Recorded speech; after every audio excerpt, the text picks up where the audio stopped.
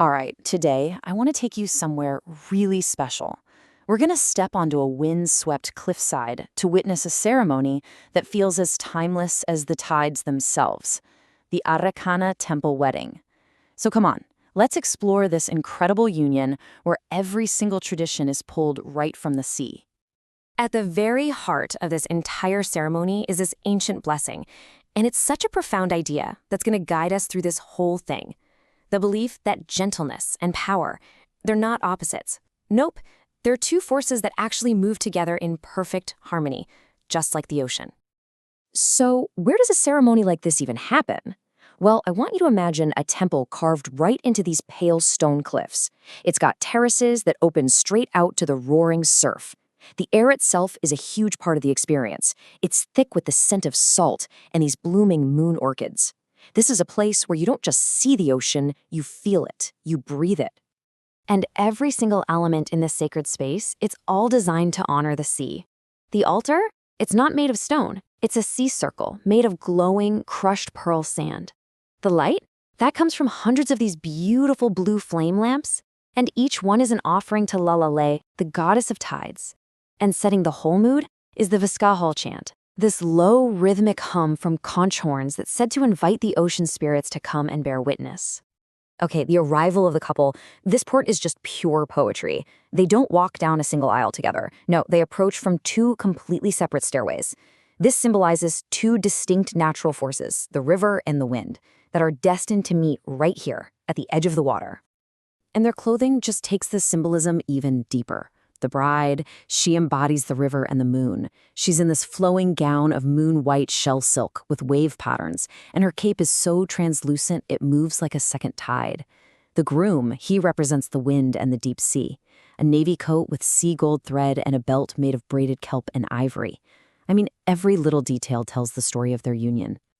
So what unites them visually? It's these Kravrin medallions. Both of them wear one. And these pieces of polished drift glass, they're way more than just jewelry. They are a shared symbol of the eternal rhythm of the tide, that constant ebb and flow that's really at the core of how they understand love and life itself. So the couple is joined in the sea circle, and now the real heart of the ceremony begins. And this isn't about just saying, I do. Not at all. It's about performing 3 sacred rituals, and each one is designed to physically and spiritually bind their two souls, not just to each other, but to the eternal tide. The ceremony really builds through these 3 vows. First up, you have the shell water benediction. Moonlit seawater is poured over their joined hands, a physical blessing of that core belief in softness and strength. Then comes the binding of the threads.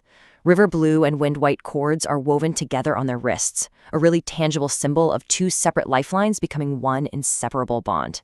And finally, the offering to the tides.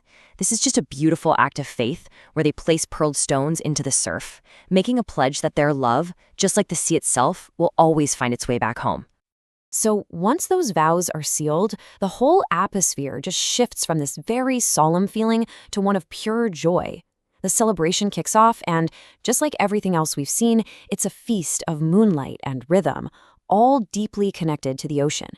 There are 2 things in particular that really stand out: a very, very special wine and a sacred style of music.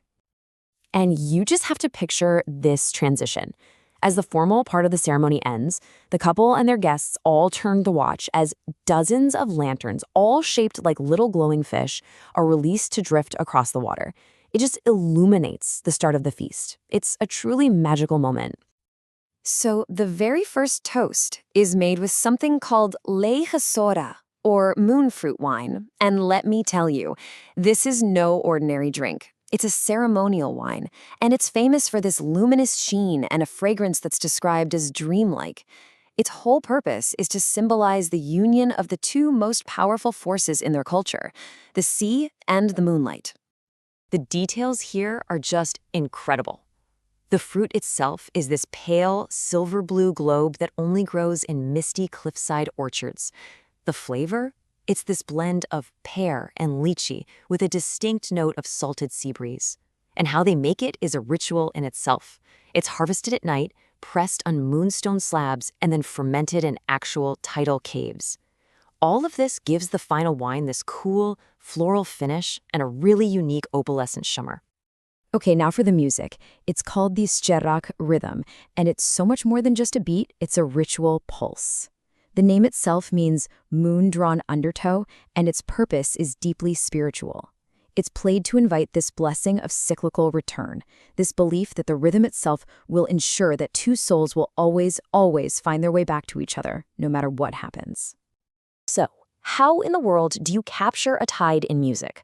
Well, the answer is this amazing 5-beat pattern. Dum, dum, ta, ta, dum. It's more than just a rhythm. It's a story. If you listen closely, you can actually hear 2 waves advancing, 2 waves retreating, and then a final powerful surge. It is the sound of the tide translated into a promise. And the instruments are just as evocative. You've got the tide drums, which create this deep boom like a breaking wave. Floating above that, you hear the breathy tones of moon flutes, which sound just like moonlight hitting dark water. And all around that, you have shell chimes creating this shimmering, rain-like sound that moves with the sea breeze. Together, they don't just play music, they create an ocean of sound. So when we bring all these pieces together, the setting, the rituals, the music, this single, powerful theme just clicks into place. Everything in this entire ceremony points back to one core belief: the tide's eternal promise. At the end of the day, the whole ceremony is a living metaphor. It's the marriage of land and ocean, of strength and gentleness. But most importantly, it embodies this incredibly profound belief that true love, just like the tide, will always, eternally return. And that kind of leaves us with a final thought, doesn't it? The Arreqqana see their lives as guided by the rhythm of the tide, this constant cycle of leaving and returning, of strength and softness. So it makes you wonder, what are the rhythms, the unseen patterns and cycles that guide your life